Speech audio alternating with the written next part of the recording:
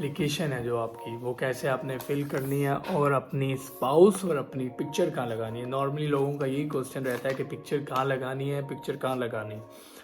तो मैं आपको बताना चाहता हूँ कि ये जो है, अस्सलाम वालेकुम guys, it's me Haseeb Khan है, यू वाचिंग हसी एंटरटेनमेंट। गाइस मैं इस वक्त हूँ जर्मनी में। अल्हम्दुलिल्लाह से मैं तकरीबन आज से 15 दिन पहले मैं जर्मनी आया हूँ और मैं फैमिली वीज़ा पे आया हूँ जर्मनी।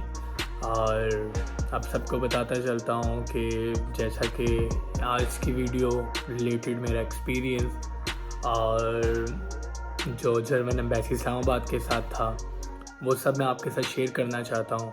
शायद मेरे एक्सपीरियंस से आप लोगों को फ़ायदा हो, या आपको कुछ न्यू एप्लीकेंट्स हैं जिनको इस सारे सिनेरियो का आइडिया नहीं है और मेरी वीडियो से शायद उनको आइडिया भी मिले और बहुत से लोगों को इन्फॉर्मेशन भी मिल जाए। और मैं आपको अपने आने वाली वीडियोस में भी बताता रहूँगा कि किस तरह आपने एप्लीकेशन फॉर्म एंड किस तरह फिल करना है, किस तरह आपने अपॉइंटमेंट लेनी है और डॉक्यूमेंट्स जो आपने प्रिपेयर करने हैं। बहुत इजी है ये डॉक्यूमेंट प्रिपरेशन, बहुत ज़्यादा इजी है। इसके लिए आप लोग एजेंट्स हायर करते हैं आप लोग और लॉयर्स हायर करते हैं एक छोटी सी चीज़ के लिए। मेरे ख्याल से बहुत इजी है और मैं आपको बहुत अच्छे तरीके से आपको गाइड करूँगा कि किस तरीके से आप अपने डॉक्यूमेंट सारे तैयार कर सकते हैं और एम्बेसी को दे सकते हैं। और आपका वीज़ा ऑफिसर जो आपको एंटरटेन कर रहा होगा, मुझे उम्मीद है वो भी बहुत खुश होगा आपके डॉक्यूमेंट्स देख के, जैसे कि मेरे टाइम पे ऐसा था। तो मेरा वीज़ा अभी 15 दिन पहले लगा। मेरा वीज़ा फर्स्ट जुलाई को लगा था एंड मैं जो जर्मनी आया हूँ 15 जुलाई को आया हूँ जर्मनी।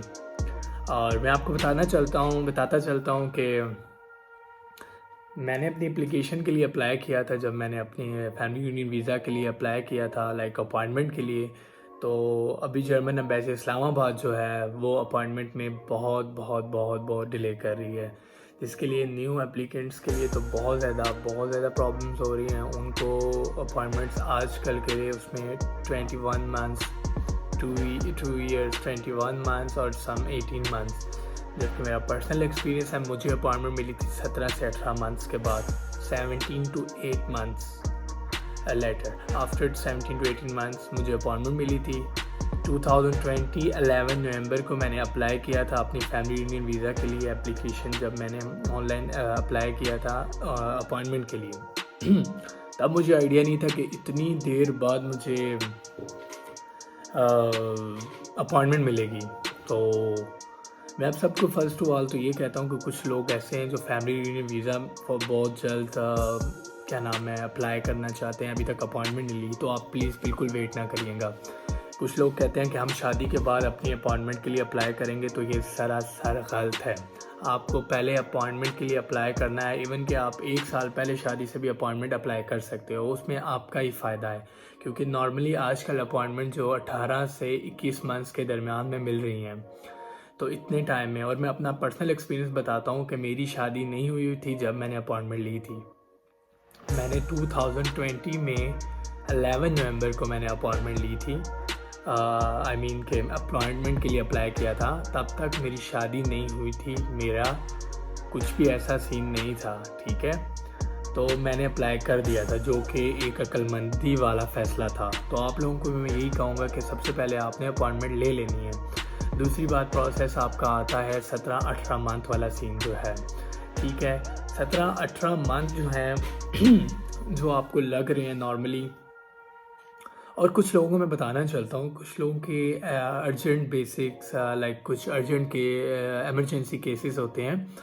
एमरजेंसी केसेस से मुराद जिनकी वाइफ होती है जर्मनी में और वो प्रेग्नेंट होती हैं, तो उनके वीज़ा जो अपॉइंटमेंट होती है उनको 17-18 महीना इंतज़ार करने की ज़रूरत नहीं पड़ती।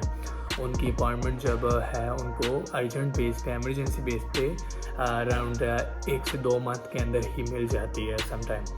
उसके लिए नॉर्मली तो लॉयर हायर करना पड़ता है, लेकिन आपको मैं नेक्स्ट वीडियोस में और इसमें भी कोशिश करूँगा, अगर ज़्यादा लंबी ना हुई तो मैं बताऊँगा किस तरह आप एमरजेंसी अपॉइंटमेंट ले सकते हैं। बाकी आप मेरे कमेंट्स बॉक्स में आप जाके मुझसे क्वेश्चन कोई भी कर सकते हैं। किसी वीडियो बनाने पे मैं वीडियो भी बनाऊंगा आप लोगों के लिए, और जो कोई नॉर्मल क्वेश्चन हो तो मैं उसका जवाब कमेंट्स में भी दूंगा, नहीं तो मैं अपना व्हाट्सएप नंबर दूंगा तो आप मुझे वहाँ पूछ सकते हैं। और सॉरी टू से स्टडी वीज़ा पे भिजवाना चाहते हैं तो मैं नेक्स्ट वीडियो बनाऊंगा उनके लिए भी, कि मैं स्टडी वीज़ा के लिए भी प्रॉपरली आपको गाइड कर सकूं। और नाउ हम चलते हैं इस बात पे कि आपको 17-18 मंथ्स वेट करना पड़ता है अपॉइंटमेंट्स का। अपॉइंटमेंट के 17-18 मंथ्स में आपको ये आइडिया होना चाहिए कि आपके डॉक्यूमेंट्स ठीक हैं, क्लियर हैं। आपका नॉर्मली जो ऑब्जेक्शन लगती है, जो लगती है वो लगती है बर्थ सर्टिफिकेट पे। आपको अपना बर्थ सर्टिफिकेट अपनी यूसी में जाके लाजमी चेक करना होता है कि आपका बर्थ सर्टिफिकेट ओके है कि नहीं ओके। अगर आपके बर्थ सर्टिफिकेट में प्रॉब्लम है तो ये 17-18 मंथ आपके लिए मालिया गनीमत है कि आप इस प्रोसेस में को लंबा करने के बजाय उसी वक्त में इन 3-4 मंथ जो लगते हैं इसके दौरान ही अपना बर्थ सर्टिफिकेट ठीक करवा सकें। दूसरी बात आज चलते हैं कि बताता चलता हूँ कि जो आपके लास्ट वाले टाइम रहता है ना, 2 से 3 मंथ, जब आप ग्रुप में देख रहे होते हैं कि 1250 की अपॉइंटमेंट जा रही है, मेरा नंबर है 1260, 1265, आपने अपने डॉक्यूमेंट्स प्रिपेयर करना स्टार्ट कर देने हैं। आपने अपनी फ़ाइल बनाना स्टार्ट कर देनी है और कोशिश करना है कि अगर आपकी वाइफ यहाँ पे हैं तो अपनी वाइफ की DHL के ज़रिए उनकी मैट्रिक शाइनिंग होता है, और बर्थ सर्टिफिकेट लाइक हो गया, उसके बाद पासपोर्ट की कॉपीज़ होगी, उसके बाद अगर लाइक प्रेगनेंसी का सीन है तो मदर बुक्स और ये चीज़ें जो होती हैं जो ज़रूरी हैं वो चीज़ें आप उनसे ऐसे मंगवा सकते हो तो उससे बेहतर होगा। और सबसे बड़ी बात जो आपकी पिक्चर्स हैं 6 महीने से ज़्यादा पुरानी नहीं होनी चाहिए। ये भी अपनी वाइफ से बाय DHL आप मंगवा सकते हैं, बाय पोस्ट। ओके, तो अब चलते हैं कि 17-18 मंथ्स में अभी हम लोग बेवकूफ़ी ये करते हैं कि हम लोग अपना वो नहीं करते, जो मेन चीज़ है हम अपने डॉक्यूमेंट्स नहीं देखते। 17-18 मंथ्स ऐसे गुजार देते हैं कि जैसा कि लाइक अभी टाइम है, छोड़ो चलो टाइम है। जब 1 महीना पहले हमें अपॉइंटमेंट आती है हम वो उठा के कहते हैं वो अपनी डॉक्यूमेंट्स सब ने ठीक करने हैं ये वो, तब तक बहुत देर हो चुकी होती है।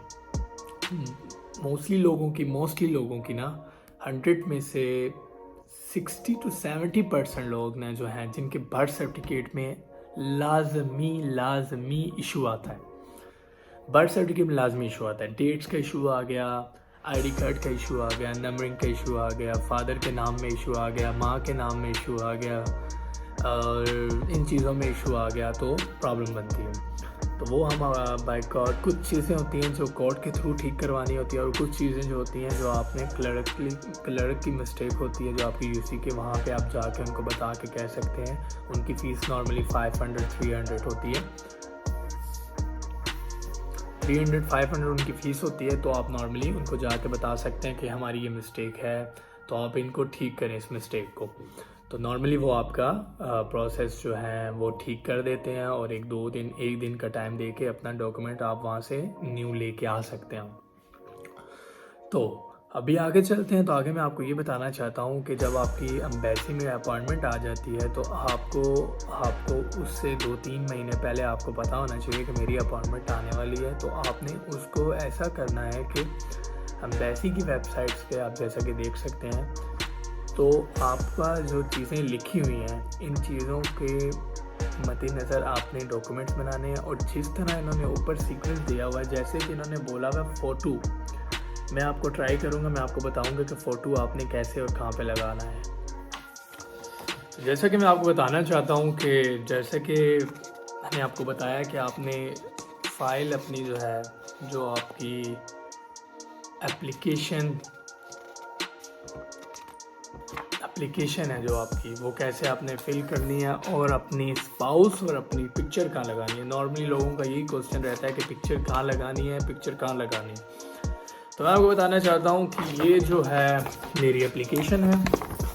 तो पिक्चर के देखेंगे आप, जहाँ पे लिखा हुआ है यहाँ पे आपकी पिक्चर लगेगी, जहाँ पे इन्होंने लिखा हुआ है for official use only pay picture आपकी लगेगी, और आपके स्पाउस की पिक्चर जबकि ही इधर नीचे लगेगी। ये देख लें, कोशिश करें कि ये साथ थोड़ा सा ही गैप हो, ज़्यादा गैप ना हो। इस लाइन के मुताबिक अपनी जो वाइफ है, स्पाउस की पिक्चर यहाँ पे लगानी है।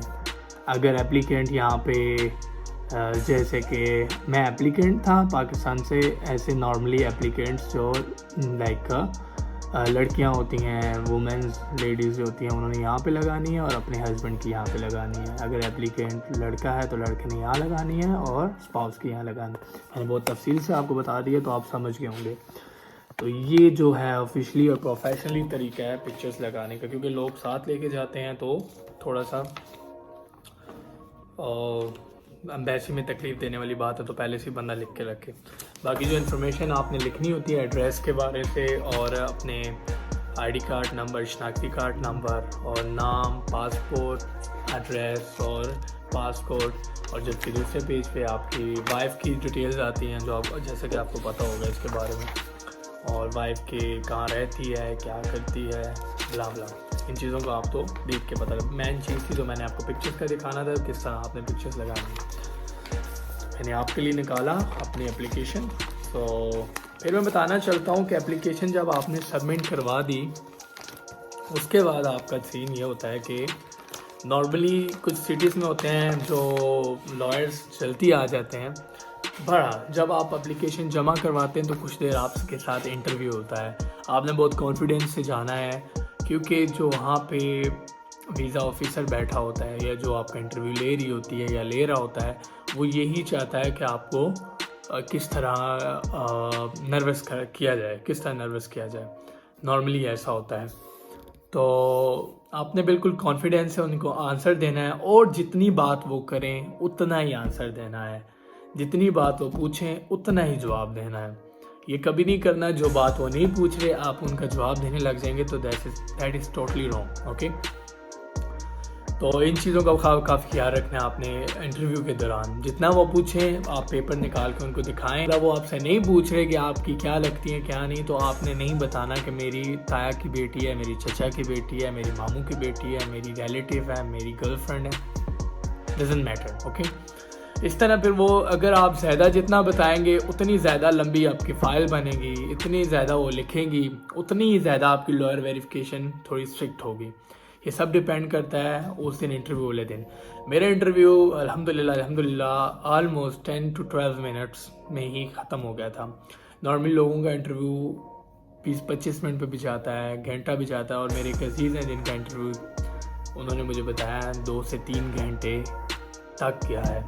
ठीक है, वो ये कि वो जब बातें खुलती हैं लंबी और फंसाने की चीज़ें होती हैं, वो आपको किसी तरह कुछ चीज़ पकड़ लेते हैं तो उसको बताते हैं कैसे हुआ, किस तरह हुआ, क्यों हुआ, आपने कभी उनको पैसे सेंड किए, आपको कैसे लिया, आप हस्बैंड है, तो काफ़ी चीज़ें खुल जाती हैं।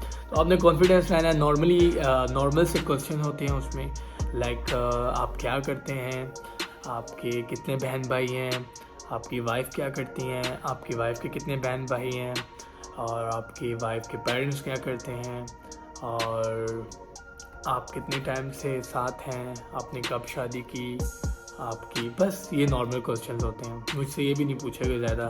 ठीक है, नॉर्मल क्वेश्चंस ये होते हैं जो पूछे जाते हैं एम्बेसी में, इससे अलावा नहीं। अगर आप अपने खोलेंगे बातें, उनको साथ डिस्क्लोज करते जाएंगे तो वो और ज़्यादा पूछते जाएंगे।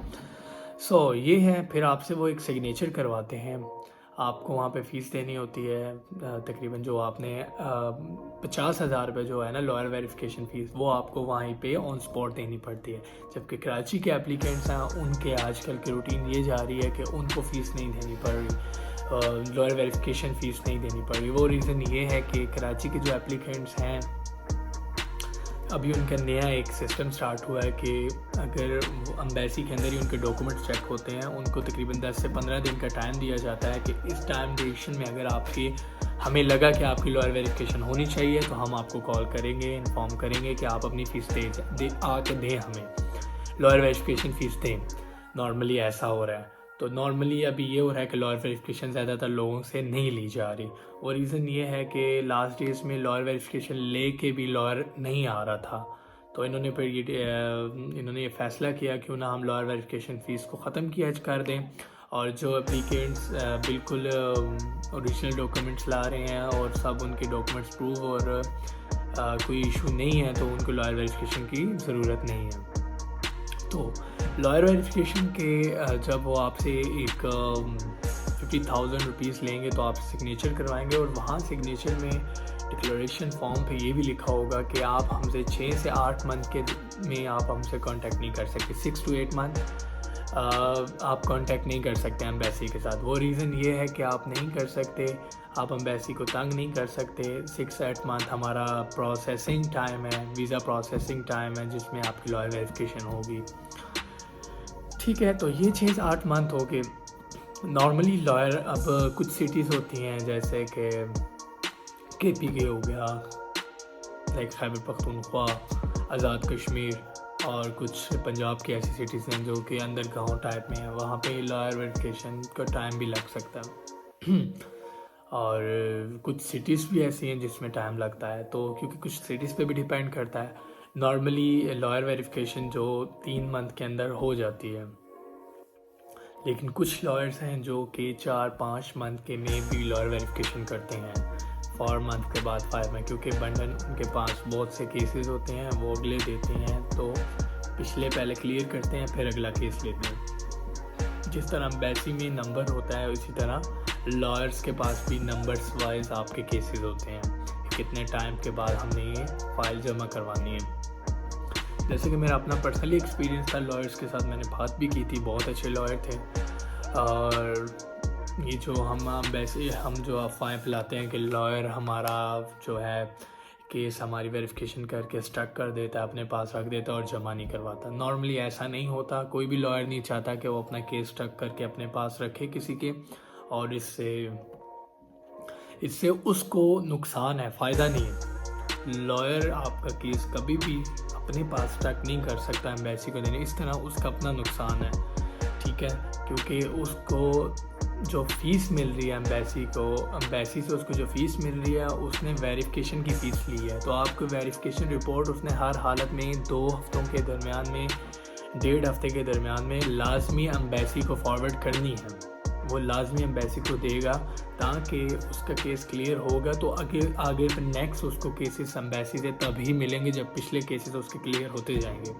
ठीक है, नॉर्मली ये होता है। बाकी अगर कुछ केसेस में जब एम्बेसी कहती है कि आपका केस अभी लॉयर से नहीं आया, लॉयर वेरिफिकेशन स्टिल पेंडिंग है और ये वो सीन है, तो एक्चुअली एम्बेसी की लापरवाही की वजह से ऐसा होता है। समटाइम केस वहाँ पे पहुँच जाता है और एम्बेसी को पता नहीं लगता केस कहाँ पे है। जैसे कि मेरे केस में ऐसा हुआ है कि मेरी ABH जो है पहले क्लियर हो गई थी, ABH हमने पहले से क्लियर हो गई थी। यहाँ से मेरी वाइफ ने कांटेक्ट किया था, उन्होंने आउटलैंड ब्यूरो ने हमें पहले से ही क्लियर कर दिया था कि हमारी तरफ से आपका केस क्लियर है और अभी आपको वहाँ इस्लामाबाद से ही वीज़ा ही मिलेगा। तो जबकि इस्लामाबाद एम्बेसी में हमारा वो कह रहे, उनका ईमेल आ गया हमें, हम ईमेल्स करते रहते थे। तो इसके लिए मैं आपको वीडियो में बताऊंगा कि किस तरह आपने एम्बेसी को कैसे ईमेल करनी है, किस कॉन्सेप्ट से और किस तरह से ईमेल करनी है, तो आपको रिप्लाई मिल सकता है। तो ABH ने हमें जब क्लियर किया इस्लामाबाद जर्मन एम्बेसी से हमने पता किया, हमने काफ़ी ईमेल्स की उनको कि हमारा ABH पहले ही हो चुका है, जो कि हमारे पास प्रूफ भी है। हमें ईमेल आई थी कि हमारी तरफ से सब कुछ केस आपका यहाँ से ख़त्म हो चुका है, हमारी तरफ से केस ख़त्म हो चुका है, यहाँ से फाइल आपकी क्लोज हो गई है। क्लीयरेंस रिपोर्ट हमने एम्बेसी को सेंड कर दी है, जबकि एम्बेसी का रद्द अमल उसके इंस्टेड जब हमने उनसे पूछा एम्बेसी को, हमने काफ़ी ईमेल्स के बाद एम्बेसी का हमें फाइनली जवाब आया कि आपका अभी तक ABH पेंडिंग है। हमने कहा ABH पेंडिंग कैसे हो सकता है जबकि हमारे पास ईमेल है, और हमारी जो ABH की यहाँ पे ऑफिसर थी जो हमारा केस हैंडल कर रही थी वो छुट्टियों पे थी 12 तारीख तक। हमने कहा चलो सब्र कर लेते हैं, जब 12 तारीख को वापस आएंगी तो हम उनसे पूछेंगे कि आपने हमारी रिपोर्ट इस्लामाबाद एम्बेसी को भेजी है कि नहीं भेजी। तो उन्होंने कहा कि हमने फिर उनको एक पिक्चर सेंड की, मतलब स्क्रीनशॉट सेंड किया जर्मन एम्बेसी इस्लामाबाद को कि ये देख सकते हैं हमारे पास प्रूफ है कि हमारा ABH क्लियर हो चुका है। तो लिहाजा आपको वीज़ा दे देना चाहिए। आप अपना सिस्टम चेक करें, शायद आपके सिस्टम में शो हो कि ये हमारा ABH ने हमें क्लियर कर दिया। तो वेरी नेक्स्ट डे मुझे वीज़ा मेल आ गया सडनली, लाइक सरप्राइज था क्योंकि लास्ट ही डे और संडे को मुझे ईमेल आई थी। हालांकि संडे वर्किंग डे नहीं है इनका, तो लेकिन मुझे संडे को ईमेल आई है कि आपका ABH अभी रहता है, जबकि हमने फिर बैक जब आंसर दिया कि हमारा ABH क्लियर हुआ है, आप अपना सिस्टम चेक करें और हमें वीज़ा इशू करें, एमरजेंसी हमें वीज़ा इशू करें। तो ये बात थी लाइक मंडे की morning, early morning, like very next day, like 9 से 10 के दरमियान मुझे ईमेल आ गई है कि आपका वीज़ा ईमेल आ गई है मुझे कि अगले ही दिन की, लाइक ट्यूसडे को आप आएँ और अपना वीज़ा कलेक्ट करें और अपना पासपोर्ट लेके आएँ और दैट्स इट। तो ये सरप्राइज़ था। तो लिहाजा आपको बताना ये था कि जर्मन एम्बेसी इस्लामाबाद को आपको रिमाइंडर देना लाजमी। कुछ लोग डरते हैं उनको ईमेल्स करने से कि हम ईमेल करेंगे तो पता नहीं क्या हो जाएगा। कुछ भी नहीं होता ईमेल्स करने से।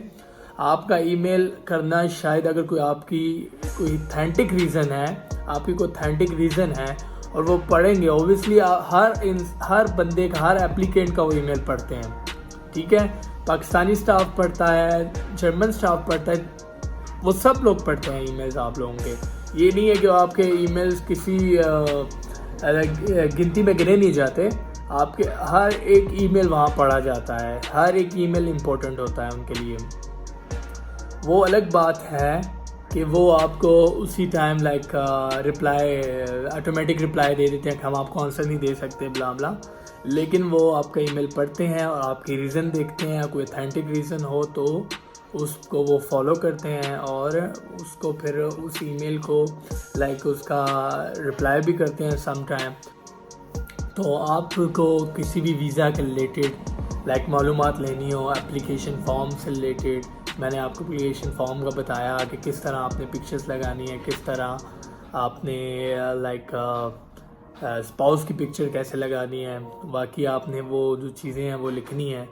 और बाकी मैं कोशिश करूँगा कि आपको बताऊँ, इसी वीडियो में मैं बताऊँ कि किस सीक्वेंस से आपने डॉक्यूमेंट्स रखने हैं, ठीक है। और बाकी है कि बिल्कुल कॉन्फिडेंस है कि आप जाएं, ठीक है, और जाके इंटरव्यू दें।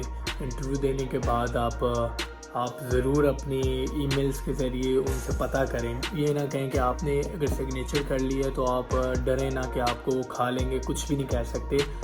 नॉर्मली आपको ईमेल करनी चाहिए अपना स्टेटस पूछने के लिए। और एक और ईमेल है, वो मैं नीचे डिस्क्रिप्शन में दूंगा, जिससे आपका स्टेटस आपको पता लग जाता है। 1-2 दिन या 3 दिन के अंदर अंदर आपको स्टेटस आपका बता देते हैं कि आपकी एप्लीकेशन का स्टेटस कहाँ तक पहुँचा है, आपकी एप्लीकेशन पे किधर तक प्रोसेस पहुँच गया है, कहाँ से प्रोसेस स्टार्ट है और कहाँ तक आपको इन्फॉर्मेशन देते हैं। उसी के साथ कुछ नंबर हैं यहाँ के बर्लिन कोई फेडरल बोर्ड या इनकी अदारा है कोई, वो आपको आपके स्टेटस के बारे में बताता है कि अगर एप्लीकेंट कॉल करे या उसकी स्पाउस कॉल करे तो वो पता करें, तो वो आपको बताते हैं कि आपका स्टेटस कहाँ तक है, कहाँ तक नहीं है। मेरे ख्याल से ट्यूसडे और फ्राइडे को ये सर्विस जो है अवेलेबल होती है कॉल पे। चलिए सही है जी, मैं अगली वीडियो पे आपको बताऊंगा फिर स्टडी वीज़ा के लिए कैसे अप्लाई कर सकते हैं। और अगली वीडियो पे आप मुझे कमेंट्स करेंगे किस रिलेटेड मुझे वीडियो बनानी चाहिए, तो जर्मन एम्बेसी के थ्रू या वीज़ा प्रोसेसिंग के थ्रू किस रिलेटेड वीडियो बनानी चाहिए और कौन से इश्यूज़ आपको आ रहे हैं सामने। अगर उस चीज़ की मुझे इन्फॉर्मेशन हुई मैं ज़रूर आपको गाइड करूँगा, बल्कि मैं वीडियो बना के आपको गाइड करूँगा। अगर और मैं पर्सनली गाइड कर सका तो मैं पर्सनली भी गाइड करूँगा इंशाल्लाह ताला। तो मुझे दें इजाज़त, मिलते हैं आप।